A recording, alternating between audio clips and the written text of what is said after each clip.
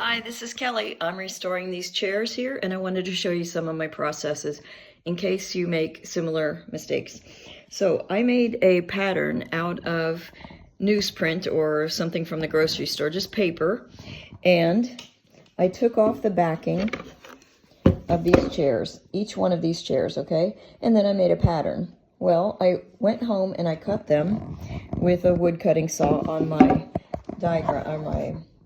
grinder at home for stone. But anyway, I put a wood tool on it. So when I took this, there are 3 chairs of this kind.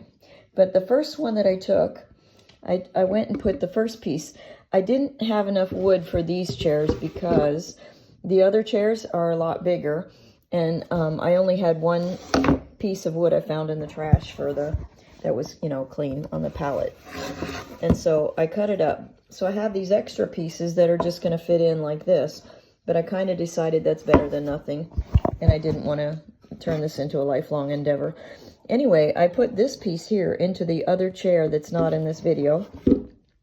And I saw, oh my gosh, I have to cut this and a little bit here. Well, I did the other stuff, but while I was starting to get on this, I thought, oh, bright idea. Do you know what? It's quite possible that these chairs are a little bit different from each other, and I just happened to put that piece on the wrong chair that I did not measure.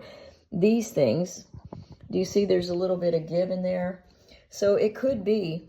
So frankly, then I took this piece that I was working on, and I brought it over to this chair. It's hard to do this with a video without a tripod.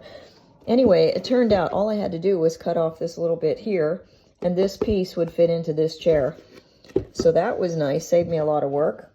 And hopefully these other pieces that are a little bit smaller are going to have less work, and if I find the right chair they go to. But actually I didn't make 3 patterns, so it could be that I still have work to do.